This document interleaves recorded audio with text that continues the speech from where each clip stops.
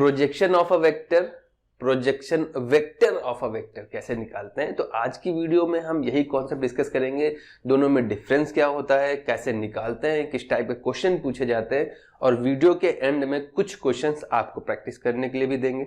ठीक है, तो वीडियो एंड तक देखिएगा और आपके एग्जाम पर्सपेक्टिव से काफी इंपॉर्टेंट है, क्योंकि आप अपना सैंपल पेपर उठा के देखोगे। पहली बात तो सैंपल पेपर लगाइए, नहीं लगाया तो उसको प्लीज लगाइए, 1 से 2 बार लगाइए, प्रैक्टिस करिए। और सिर्फ लगाने का मतलब ये नहीं है कि बस सोल्यूशन देख लीजिए, हिंट तो ऑलरेडी दे रखी है सीबीएसई वालों ने, कहीं डाउट है तो हिंट डाउनलोड करिए। अगर आप कहोगे तो हम लिंक डिस्क्रिप्शन में भी डलवा देंगे। आगे देखिए क्या रहा है कि सिर्फ सॉल्व करना पर्पज नहीं होना चाहिए। यार पेपर सॉल्व कर लिया मतलब हमारी नहीं है पार। आप पेपर देखिए, जिस कॉन्सेप्ट का क्वेश्चन है ना, वो कॉन्सेप्ट आपको आता है कि नहीं आता है। आता है तो अच्छी बात है, नहीं आता है तो उस पर वर्क करिए। ठीक है, कई बच्चे अभी भी स्कूल कोचिंग्स के पीछे भाग रहे हैं, क्योंकि कई बच्चों के मैसेज आते हैं कि सर मेरा अभी तक सिलेबस पूरा नहीं हुआ, मेरा ये चैप्टर छूटा है, ये चैप्टर छूटा है, मेरा स्कूल अच्छा नहीं है, मेरी कोचिंग अच्छी नहीं है। यार मैंने पहले भी कहा है, मैंने तो स्टार्टिंग में कहा था कि आपको जनवरी से ही जाना बंद कर देना चाहिए था। अब आपको खुद रिस्पॉन्सिबिलिटी लेनी पड़ेगी। आपके हाथ में मोबाइल है, नेट है, आप खुद देखिए, एनालिसिस करिए कि आपको कितना आता है, जो आता है वो भी कितने अच्छे से आता है। ये सारी चीजें आपको खुद एनालाइज करनी पड़ेंगी। जो चैप्टर नहीं आते उस पर मेहनत करनी है अभी आपको। ठीक है, तो चलिए आज हम इस चैप्टर पे स्टार्ट करते हैं अपना। ये जो कॉन्सेप्ट है, आप सैंपल पेपर उठाओगे उसमें देखिए आपको मिलेगा, और 3D ज्योमेट्री के भी कुछ अच्छे क्वेश्चंस और कॉन्सेप्ट हम आगे आने वाली वीडियोज में डिस्कस कर देंगे, ताकि आपको दिक्कत ना हो। पहले एक चीज देखिए, वेक्टर होता क्या है, पढ़ रखा है हमने। वेक्टर में भैया मैग्नीट्यूड होता है। मैग्नीट्यूड मतलब कुछ लेंथ, कुछ वेट, जो भी रहेगा। फिर क्या होता है, प्लस डायरेक्शन भी होती है। अगर डायरेक्शन ही नहीं होगी तो वो स्केलर क्वांटिटी हो जाएगी। अब हम बात कर रहे हैं प्रोजेक्शन। प्रोजेक्शन का मतलब तो पता ही होगा यार, छाया। ठीक है, तो किसी भी वेक्टर के लिए हमें 2 क्वांटिटी का पता होना जरूरी। एक रहा मैग्नीट्यूड, दूसरा रहा उसकी डायरेक्शन। दोनों का होना बहुत जरूरी है। ये तो वेक्टर के बारे में हमने पढ़ रखा है। अब हम देखते हैं हमें क्या पढ़ना है। हमें पढ़ना है, जैसे कोई वेक्टर है, वो किसी एंगल पे है किसी दूसरे वेक्टर के साथ। मान लिया ये एंगल थीटा है। ठीक है, और ये जो वेक्टर है ये O से A जा रहा है, ये O से B जा रहा है। ठीक है, अब पूछेगा कि आपको OA का जो वेक्टर है, जो OA वेक्टर है ना, ये पूरा जो OA वेक्टर मान लिया यहां तक है, इसकी लेंथ यहां तक है, इसकी लेंथ यहां तक है। ठीक है, कहेगा जब OA वेक्टर की प्रोजेक्शन बनेगी इस वेक्टर पे, OA पूरा वेक्टर हम माने ले रहे हैं वेक्टर A है, OB पूरा, क्योंकि projection of A on B लिख रखा है हमने, तो ये वेक्टर हमने B मान लिया। कहने का मतलब है इस वेक्टर का प्रोजेक्शन, आप सोचो कि ऊपर से अगर हम टॉर्च मारेंगे तो इसकी प्रोजेक्शन जो छाया बनेगी वो इतनी ही तो बनेगी, यहां तक। O A B C माने ले रहे हैं, ये पॉइंट आपका C है, ये पॉइंट आपका B है। ठीक है, बात समझिए। OB पूरा क्या था, वो था B वेक्टर। OA पूरा क्या था, वो था A वेक्टर। तो ये OC क्या है, ये जो OC आया ये क्या है। आप सोचो इसकी जो प्रोजेक्शन बनेगी वो पूरी OB के इक्वल तो होगी नहीं, सिंपल सी बात है। दूसरे ऐसे नहीं समझना है तो आप ऐसे देख लो, जब आप राइट एंगल ट्रायंगल बनाते हो तो हाइपोटेनस क्या इस बेस के इक्वल होता है? बिल्कुल नहीं होता है। ये जब हम राइट एंगल ट्रायंगल बनाते हैं तो ये जो हाइपोटेनस होता है ये बेस होता है, और ये आपका परपेंडिकुलर होता है। तो जो हाइपोटेनस है वो बेस से भी बड़ा होता है और परपेंडिकुलर से भी बड़ा होता है। ठीक है, तो यहां पे जो यही तो सिचुएशन बन रही है। अगर आप ध्यान से देखोगे, OCA एक राइट एंगल ट्रायंगल ही तो बना रहा है। OCA राइट एंगल ट्रायंगल बना रहा है, ऐसा लग रहा है ये हाइपोटेनस है, ये बेस है और ये परपेंडिकुलर है। तो यहां से क्लियर पता चलता है कि OA जो है वो OC के इक्वल तो नहीं, मतलब OB के इक्वल तो नहीं होगा, क्योंकि ये तो वेक्टर है, ये लेंथ कम ज्यादा भी हो सकती है। तो यानी हमें इसका जो है प्रोजेक्शन बनाना, इसका प्रोजेक्शन इस डायरेक्शन में चाहिए होता है। तो 2 चीजें आती है, एक होती है प्रोजेक्शन। प्रोजेक्शन का मतलब है सिर्फ लेंथ किसकी, वेक्टर A की, किस पे, ऑन B। ठीक है, प्रोजेक्शन मतलब सिर्फ लेंथ, मैग्नीट्यूड, क्योंकि वेक्टर में क्या होता है, मैग्नीट्यूड होता है प्लस डायरेक्शन होती है। अब दूसरा वर्ड होता है प्रोजेक्शन वेक्टर। प्रोजेक्शन वेक्टर, तो अगर हम इस सिचुएशन की बात करें तो ओसी क्या है आपका, ओसी जो इतना है तो उसकी लेंथ अगर आप बात करोगे, मॉड मतलब लेंथ होता है, मॉड की बात करोगे तो ये सिर्फ प्रोजेक्शन आएगा। ये क्या देगा, सिर्फ प्रोजेक्शन, प्रोजेक्शन, या ये रहेगी लेंथ ऑफ प्रोजेक्शन, ऐसे भी लिख सकते हो, ठीक है। अब प्रोजेक्शन वेक्टर की हम बात कर ले तब वो हो जाएगा आपका ओसी वेक्टर, बात समझिए। अब इसमें डायरेक्शन भी हमने डाल दी। अभी सिर्फ ओसी की बात कर रहे थे तो लेंथ, तो प्रोजेक्शन इसकी बनेगी इस पे। तो अब इसके आपने कंपोनेंट वगैरह पढ़े होंगे, वो सारी चीजें देखते हैं। अभी आपको क्लियर हो गया ना प्रोजेक्शन क्या होता है, प्रोजेक्शन वेक्टर क्या होता है। अब हम इन लोग को निकालते हैं अलग अलग, ठीक है, और फिर प्रैक्टिस कर लेते हैं एक आध एग्जाम्पल की। आपको तरीका समझ में आना चाहिए कि क्या हो रहा है, पिक्चर क्लियर होनी चाहिए। अभी हम इसका फॉर्मूला देखते हैं। तो आपको बस हमेशा रटना नहीं है कि ए का बी पे है तो ऐसा होगा, हम कुछ भी दे दें, सी का डी पे निकालना है, बी का ए पे निकालना है, तो आपका कॉन्सेप्ट क्लियर होना चाहिए क्या हो रहा था। हमने क्या बताया, projection of A on B, ठीक है, ये स्टेटमेंट दिया हमने।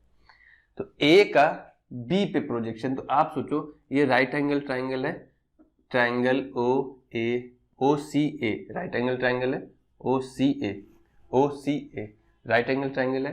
तो आप बताओ ओ ए जो है इसके दो कंपोनेंट होंगे, एक हॉरिजेंटल और एक वर्टिकल। ये तो पढ़ रखा होगा यार आपने, हॉरिजेंटल कंपोनेंट कॉस वाला पार्ट होता है, वर्टिकल कंपोनेंट साइन वाला पार्ट होता है। अगर ऐसे नहीं समझ में आता है, सिंपल आप साइन थीटा निकालो, कितना आएगा। साइन थीटा क्या होता है, ये परपेंडिकुलर है, ये बेस है, ये हाइपोटेनस है। तो साइन का फॉर्मूला क्या होता है, ये परपेंडिकुलर ए सी अपॉन में हाइपोटेनस ओ ए, ये पढ़ रखा है आपने, ठीक है। लेंथ की बात चले, यहां से लेंथ रहती है। और अगर हम कॉस थीटा निकालते हैं, कॉस थीटा में बेस आता है, ओसी का बेस लेंथ अपॉन में ओए की लेंथ, ठीक है। तो अगर आप परपेंडिकुलर की वैल्यू निकालोगे तो परपेंडिकुलर की वैल्यू क्या आ जाएगी, परपेंडिकुलर है आपका एसी की लेंथ कितनी आएगी इसके टर्म्स में, हाइपोटेनस के टर्म्स में कितनी आएगी, ओ ए टाइम्स साइन थीटा। और अगर आप हॉरिजेंटल कंपोनेंट निकालोगे तो ये हॉरिजेंटल ओसी है, तो ओसी की लेंथ कितनी आएगी, ओ ए टाइम्स कॉस थीटा, ठीक है। तो ओए का हमको हॉरिजेंटल कंपोनेंट निकालना है, तो हॉरिजेंटल कंपोनेंट कितना हो जाएगा, तो वैल्यू आ जाएगी ओसी की, कितनी वैल्यू आ जाएगी, कॉस के टर्म्स में आएगा कितना, जो जिसका हम हॉरिजेंटल कंपोनेंट ले रहे हैं उसकी लेंथ इनटू कॉस थीटा, ठीक है। ओए की लेंथ निकालोगे तो मतलब ओए है क्या, ए वेक्टर है, देखिए हमने लिख रखा है, तो इसकी लेंथ क्या आ जाएगी, मॉड ए। ओ बी क्या है, बी वेक्टर है, तो इसकी लेंथ क्या आ जाएगी, मॉड बी। हमको तो सिर्फ क्वेश्चन में दे रखा था कि ए का, पहले आप समझ लीजिए क्या हो रहा है, फिर फॉर्मूला किस तरीके से याद रखना है वो भी तरीका हम बता देंगे। अभी पिक्चर क्लियर करिए पहले, ए का बी पे, हमें तो सिर्फ दो वेक्टर दे रखे थे, थीटा बीटा तो कुछ पता नहीं था यार। तो थीटा हम निकालते हैं कैसे, क्योंकि हमने डॉट प्रोडक्ट पढ़ रखा है। ए डॉट बी की वैल्यू क्या होती है, mod A mod B cos theta. तो कॉस थीटा देखिए दोनों के बीच का ही एंगल है, तो कॉस थीटा क्या आ जाएगा, ए डॉट बी अपॉन में मॉड ए मॉड बी, ठीक है। तो कॉस थीटा की जगह अगर हम पुट कर देंगे तो यहाँ पे वैल्यू कितनी आ जाएगी, ओसी लेंथ बात कर रहे हैं, हॉरिजेंटल कंपोनेंट निकाला है ना हमने, तो ओसी लेंथ है, तो ये हो जाएगा मॉड ए इंटू कॉस थीटा कितना आया, ए डॉट बी अपॉन में मॉड ए इंटू मॉड बी। मॉड मतलब नंबर होते हैं, तो ये नंबर कैंसिल हो जाएगा, बच क्या आ रहा है, ओसी कितना आ रहा है, ए डॉट, इसको लिख सकते हैं बी अपॉन मॉड बी, ठीक है। तो यहां पे एक चीज और क्लियर करनी पड़ेगी कि डायरेक्शन वेक्टर क्या होता है एक्चुअली, ये चीज जो दे रखी है। तो आपका देखिए ये जो लेंथ है, जो लेंथ आई है आपकी, प्रोजेक्शन जो आई है, projection of A on B, वो है मॉड ओसी, कितना आया है, ए डॉट बी कैप, ये लेंथ आई। और वैसे भी आप देखो डॉट, दो वेक्टर का डॉट प्रोडक्ट सिर्फ एक नंबर देता है ना, तो ये एक्चुअल में नंबर है, ये एक स्केलर क्वांटिटी है, डॉट प्रोडक्ट स्केलर होता है, ठीक है। तो जब इनका डॉट करा दोगे तो स्केलर एक नंबर मिलेगा, तो ये नंबर क्या एक्चुअल में ए का प्रोजेक्शन लेंथ है, ठीक है। ये क्लियर है। अब बी को हम डायरेक्शन वेक्टर क्यों बोल रहे हैं, ये चीज समझाने के लिए थोड़ा सा ये पार्ट क्लियर कर दें, या आप इसको नोट कर लीजिए पहले, फिर हम समझते हैं। Of A on B, projection of A क्या होता है, जिसका निकालना है डॉट जिसकी डायरेक्शन में निकालना, ऑन बी मतलब बी के ऊपर बी की डायरेक्शन में, तो बी की डायरेक्शन ले लेते हैं, तो ये प्रोजेक्शन आता है। ये फॉर्मूला भी हमने पढ़ा, कैसे आया वो भी देखा, ठीक है। अब हम डायरेक्ट बात कर ले डायरेक्शन वेक्टर की। जो डायरेक्शन वेक्टर होता है एक्चुअल में होता क्या है, ये यूनिट वेक्टर होता है। अब यूनिट वेक्टर क्या होता है, सब चीजें पढ़ी है लेकिन फिर भी हम यहां पढ़ रहे हैं। यूनिट वेक्टर होता क्या है, जिसकी मैग्नीट्यूड कितना होता है, मैग्नीट्यूड कितना होता है उसका 1 होता है, तो बचा क्या, सिर्फ डायरेक्शन ही तो बची उसमें। आप सोचो ना कि आप 1 का किसी से भी मल्टीप्लाई कराओगे तो उसकी क्वांटिटी, उसका मैग्नीट्यूड तो चेंज नहीं होने वाला ना, चेंज क्या होगी, सिर्फ डायरेक्शन। बात समझिए। तो इसका हम मल्टीप्लाई इससे करा रहे थे तो इसमें मैग्नीट्यूड तो था ही नहीं, बची क्या, सिर्फ डायरेक्शन, यानी इसका इसकी डायरेक्शन में हमने लेंथ निकाल लिया है। तो यूनिट वेक्टर को ही हम क्या बोलते हैं, इसका फॉर्मूला क्या होता है, कोई भी वेक्टर मान ले रहे हैं हमने, सी बी है यहाँ पे, चलिए बी है, तो बी वेक्टर का यूनिट वेक्टर कैसे निकलेगा, बी वेक्टर को उसकी लेंथ से डिवाइड कर दो, सिंपल। तो लेंथ क्या होती है, मॉड उसका। तो इस वेक्टर को फिर हम वेक्टर नहीं लिखते हैं, इसको लिख देते हैं कैप। तो ये पढ़ा क्या जाता है, ये पढ़ा जाएगा बी कैप, ठीक है। मतलब क्या है कि ये यूनिट वेक्टर है, डायरेक्शन वेक्टर है। आप सोचो ना, किसी वेक्टर की लेंथ 7 है, उसको 7 से ही डिवाइड कर दोगे तो लेंथ तो 1 बची ना। तो किसी भी वेक्टर को उसकी पूरी लेंथ से डिवाइड कर दोगे तो उसका मैग्नीट्यूड तो 1 हो ही जाएगा। तो बस इसमें डायरेक्शन बचती, इसी को हम डायरेक्शन वेक्टर या यूनिट वेक्टर बोलते हैं। इतना क्लियर हो गया क्या हो रहा था। तो अब हमको ये प्रोजेक्शन समझ में आ गया था, अब हमको प्रोजेक्शन वेक्टर निकालना है। तो प्रोजेक्शन वेक्टर कैसे निकलेगा, देखिए अब प्रोजेक्शन वेक्टर कैसे निकलेगा, projection vector of A on B. आप देखो जरा प्रोजेक्शन वेक्टर कैसे निकलेगा। हमको लेंथ पता चल गई ना, एक वेक्टर जिसकी मैग्नीट्यूड हमको पता चल गया है। बात समझिए क्या कह रहे हैं, ये क्या था, एक्चुअल में यही तो मैग्नीट्यूड था, किसका, जिस वेक्टर का हम प्रोजेक्शन निकाल रहे थे। ये मैग्नीट्यूड है प्रोजेक्शन का, किसका, ए का, किस पे, बी पे। बात समझ में आई। तो ये लेंथ है। अब हमको एक वेक्टर बनाना है जिसकी लेंथ पता है और डायरेक्शन भी हमको पता है, किसकी डायरेक्शन में, बी की डायरेक्शन में। बात समझिए, हमने क्या कहा है, projection vector of A on B. तो मतलब क्या हो जाएगी, length of projection into direction. क्योंकि वेक्टर क्या होता है भैया, मैग्नीट्यूड से सिर्फ काम नहीं चलता है, मैग्नीट्यूड के साथ उसको डायरेक्शन भी देनी पड़ती है।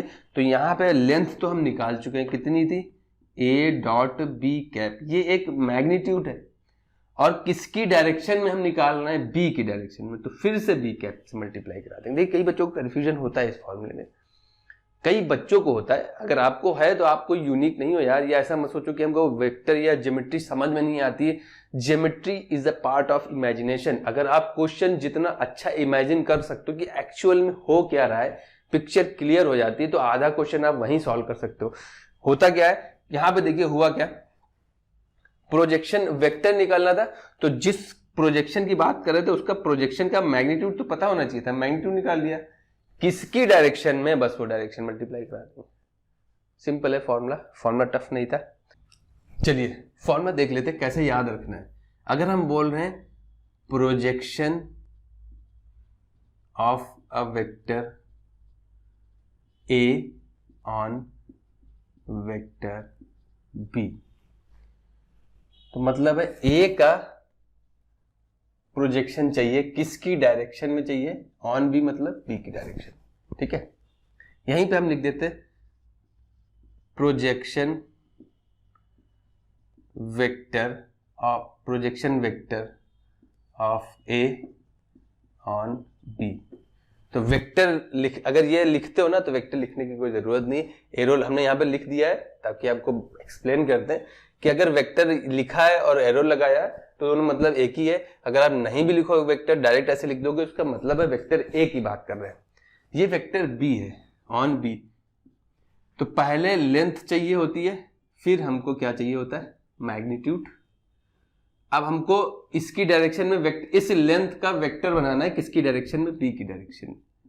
मल्टीप्लाई करा देते हैं। देखिए इस टाइप का क्वेश्चन आपने करे होंगे। पहले एक एग्जांपल देख लेते हैं, फिर और किसी भी लैंग्वेज में देगा सी का डी पे, बी का ए पे, उससे रिलेटेड फॉर्मूले बना के देख लेते हैं। इस टाइप का क्वेश्चन आपने लगाया होगा, find a vector of length या magnitude of magnitude 7 units in direction of 2i minus j plus k vector. बात समझिए, इस टाइप का क्वेश्चन लगाया होगा बेसिक, जब वेक्टर स्टार्ट हुई होगी तब आपने ये क्वेश्चन, इस टाइप का क्वेश्चन लगाए होंगे कि find a vector of length या मैग्नीट्यूड 7 यूनिट, जितना भी दिया हो, 5, 10, 15 जो भी वेक्टर थी उसकी लेंथ दी होगी, किसकी डायरेक्शन में चाहिए, इसकी डायरेक्शन में। तो हमें पता है कि एक वेक्टर है, हमें सिर्फ स्केलर क्वांटिटी उसकी लेंथ पता है। मान लिया ये वो वेक्टर है, हमें सिर्फ इसकी लेंथ पता है 7 यूनिट है, लेकिन डायरेक्शन नहीं पता है, ये डायरेक्शन लेस है भी। लेकिन हमने बता दिया कि ये जो वेक्टर है इसकी डायरेक्शन में है, यानी हो सकता है इसके पैरेलल हो सकता है इसी के साथ में चल रहा हो, ऐसे आगे पीछे हो, या हो सकता है इसके पैरेलल हो, तो दोनों के सिचुएशन में डायरेक्शन सेम रहेगी। ठीक है, तो उस सिचुएशन में हमें बस इस वेक्टर की क्या चाहिए होती है, डायरेक्शन चाहिए होती है। तो हमें वेक्टर, हमारा रिक्वायर्ड वेक्टर क्या हो जाएगा, रिक्वायर्ड वेक्टर, ये पहले हम माने ले रहे हैं कोई बी वेक्टर है, वो कितना है 2i माइनस जे प्लस के। अब हमारा रिक्वायर्ड वेक्टर क्या होगा, वेक्टर में क्या होता है, मैग्नीट्यूड होता है प्लस उसकी डायरेक्शन भी होती है। मैग्नीट्यूड तो हमारे पास है 7 यूनिट का, बस डायरेक्शन हमें बी की देनी पड़ेगी, तो बी कैप से मल्टीप्लाई कराएंगे, क्योंकि सिर्फ बी से मल्टीप्लाई करा देते तो इसका भी मैग्नीट्यूड मल्टीप्लाई हो जाता, तब तो वेक्टर की लेंथ ही चेंज होगी। हमें वेक्टर वही चाहिए जिसकी लेंथ तो साथ रहे लेकिन उसकी डायरेक्शन भी होनी चाहिए। डायरेक्शन ये है, तो डायरेक्शन का मतलब होता है यूनिट वेक्टर, तो यहाँ पे वैल्यू हो जाती है 7 इंटू इसका यूनिट वेक्टर कैसे निकलेगा, वेक्टर एज इट इज लिख दो और डिवाइड कर दो इसकी लेंथ से। लेंथ कैसे निकलती है, एक्स का स्क्वायर, वाई वाले कंपोनेंट का स्क्वायर, 1 माइनस 1 का स्क्वायर 1 ही रहेगा, और जेड वाले कंपोनेंट का स्क्वायर। तो सिंपल वैल्यू कितनी आ रही है, 7 अपॉन में root 6 2i minus j plus के। ये वो वेक्टर है जिसकी लेंथ 7 यूनिट है, जो की डायरेक्शन हमको पता चल गया। ऐसे लिख दो या सिंपल मल्टीप्लाई करा दोगे, 14 अपॉन में रूट 6 आई कैप माइनस 7 अपॉन में रूट 6 जे कैप प्लस का 7 अपॉन में रूट 6 के कैप। ये वो वेक्टर निकला है हमारा। यहाँ पे भी तो वही कर रहे हैं यार, हमको लेंथ, ये 7 यूनिट लेंथ पता थी, किसकी डायरेक्शन में चाहिए था, बी की डायरेक्शन में, तुमने बी कैप से मल्टीप्लाई करा दिया। अभी ये जनरल फॉर्मूला है ना, इसीलिए सब ये दिख रहे हैं। वेक्टर्स नंबर्स में करेंगे तो कैलकुलेट हो जाता है। अब फॉर्मूला किसी के ऊपर भी दिया हो, कैसे निकालते हैं, सपोज दैट प्रोजेक्शन, उल्टा कर ले, प्रोजेक्शन वेक्टर निकालने चलिए, वेक्टर ऑफ बी ऑन ए।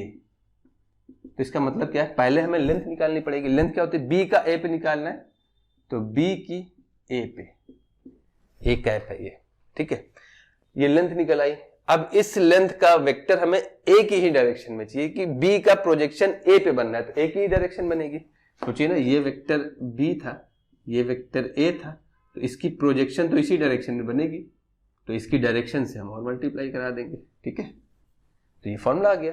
अगर हम कह दें, सपोज दैट हमने कह दिया projection of C vector on E vector, कैसे निकालेंगे, प्रोजेक्शन निकालना है, प्रोजेक्शन वेक्टर नहीं निकालना है। दोनों में बस ध्यान रखिएगा, प्रोजेक्शन वेक्टर निकालना है तो डायरेक्शन भी रहेगी, सिर्फ प्रोजेक्शन निकालना है तो सिर्फ लेंथ रहेगी। तो प्रोजेक्शन निकालना है किसका, सी का, किसकी डायरेक्शन में, ई की डायरेक्शन, बस खत्म, ये लेंथ आ गई, इतने यूनिट लेंथ आ जाएगी, इतने यूनिट का प्रोजेक्शन बनेगा, इतने यूनिट्स का। अगर हम बोल देते कि प्रोजेक्शन वेक्टर बताना है तो भैया प्रोजेक्शन वेक्टर क्या हो जाता कि लेंथ तो इतनी निकाल चुके हैं और किसकी डायरेक्शन में है, ई की डायरेक्शन में। बात समझ में आ रही? तो क्वेश्चन किसी भी टाइप का है, प्रोजेक्शन पूछे या प्रोजेक्शन वेक्टर पूछे, आपको कर लेना है। अब हम जो आपके सैंपल पेपर में क्वेश्चन आया वो डिस्कस कर लेते हैं, ठीक है। बाकी फिर कुछ क्वेश्चन दे देंगे आपको प्रैक्टिस करने के लिए। चलिए आ जाते हैं। ये क्वेश्चन आपका आपके सैंपल पेपर में दे रखा है, इसी साल का जो सैंपल पेपर आया है उसमें दे रखा है। क्वेश्चन क्या कह रहा है, स्केलर प्रोजेक्शन, मतलब सिर्फ हमको मैग्नीट्यूड बताना है of vector this on this vector, ठीक है। तो सिंपल आप मान लो ये ए वेक्टर है, ये जो वेक्टर दे रखा है वो ए वेक्टर है, ये जो वेक्टर दे रखा है वो बी वेक्टर है। तो कह क्या रहा है, दो चीजें होती है प्रोजेक्शन के केस में।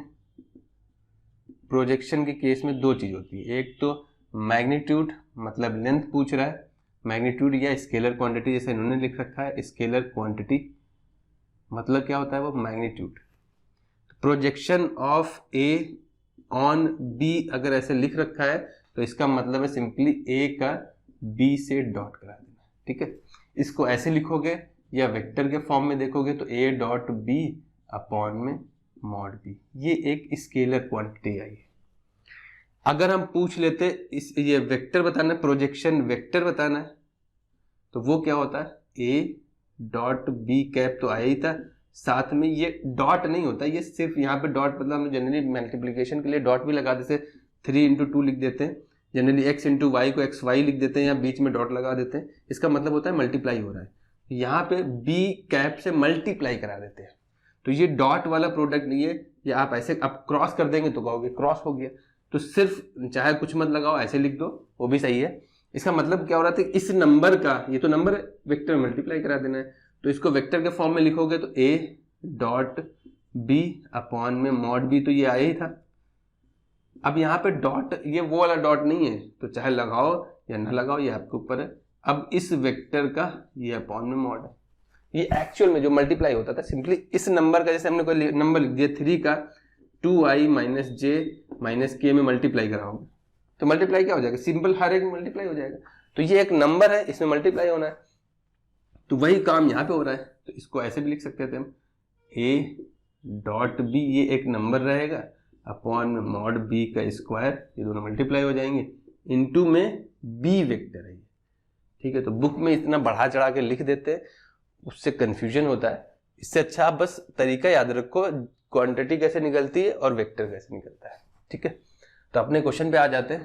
तो हमको सिर्फ ये वाला फॉर्मूला अप्लाई करना था, ए डॉट बी कैप, तो क्या हो जाता प्रोजेक्शन, क्या हो जाता भैया प्रोजेक्शन आ जाता, इसका निकालना है तो ये वेक्टर ऐसे 3i माइनस जे माइनस 2k डॉट, अब यहाँ पे डॉट होता है ये इसका यूनिट वेक्टर, तो वो हो जाएगा i plus 2j plus sorry minus है माइनस 3k अपॉन में इसकी लेंथ, इस जिसकी डायरेक्शन में ले रहे हैं उसकी लेंथ, लेंथ क्या होती रूट में x का कोफिशिएंट का स्क्वायर, y के कोफिशिएंट का स्क्वायर और z के कोफिशिएंट का स्क्वायर, ठीक है, लेंथ ये होती। तो वैल्यू कितनी है, डॉट क्या होता है i से करा देंगे तो ये 3 आ जाएगा, j का j से करा देंगे माइनस 2 आ जाएगा, k का k से करा देंगे तो ये माइनस प्लस का 6 आ जाएगा अपॉन में, ये वैल्यू आ जाएगी रूट में 1 प्लस 4 प्लस 9। तो अगर आप ध्यान से देखोगे तो ऊपर कितना आ रहा है, 9 में से 2 गया 7 और रूट 14, इतने यूनिट्स की लेंथ आ रही है, ठीक है। लेंथ है पॉजिटिव रहेगी तो वो ये है। यहाँ पे कुछ भी हो सकता था, ये अब सिचुएशन देखिए, कोई क्वेश्चन में वेरिएशन कैसे होता है ये भी समझ लीजिए। ये ए दे रखा है, ठीक है, और ये बी दे रखा है, कहेगा क्या ए प्लस बी वेक्टर का ऑन बी बताइए, ए माइनस बी वेक्टर का ऑन ए बताइए प्रोजेक्शन क्या होगा। तो ये सिर्फ घुमाने का तरीका है यार, ए और बी पता है, इन दोनों को जोड़ के एक नया वेक्टर मिलेगा। अब उस वेक्टर का इस पे प्रोजेक्शन पूछ ले, इस पे प्रोजेक्शन पूछ ले, हमें तो अपना काम ही करना है, वही काम करना है। वेक्टर पता है किसकी डायरेक्शन में पता है, उसकी डायरेक्शन से डॉट करा देते, वेक्टर निकालना है फिर से डॉट करा देते, यही तरीका है, सिंपल फॉर्मूला यार। इस क्वेश्चन का आंसर आपको कोई भी दिक्कत आती है तो आपको कमेंट कर देना, ठीक है। सिंपल क्वेश्चन दे रखा है, क्वेश्चन क्या कह रहा है, प्रोजेक्शन एंड प्रोजेक्शन वेक्टर बताना है किसका, बी प्लस सी का ऑन ए। बी ए सी तीनों अलग वेक्टर दे रखे हैं, पहले बी प्लस सी निकालना है, फिर उसका ए पे प्रोजेक्शन बताना है। ठीक है, सिंपल तरीका है, बहुत इजी है। कॉन्सेप्ट क्लियर रखो अपना, कॉन्सेप्ट पे फोकस किया करो, बाकी सारी चीजें आ जाती है। बहुत अच्छे अच्छे कॉन्सेप्ट है 3D ज्योमेट्री वेक्टर में। स्क्यू लाइंस का फॉर्म क्वेश्चन आया हुआ है आपका, वो हम अगले वीडियो में डिस्कस करेंगे, वो बड़ा क्वेश्चन है, तो धीरे धीरे हम डिस्कस करेंगे। ठीक है, इसको नोट कर लीजिए और इसको सॉल्व करके आपको बस आंसर कमेंट करना है, हम पर्सनली चेक करेंगे इसको।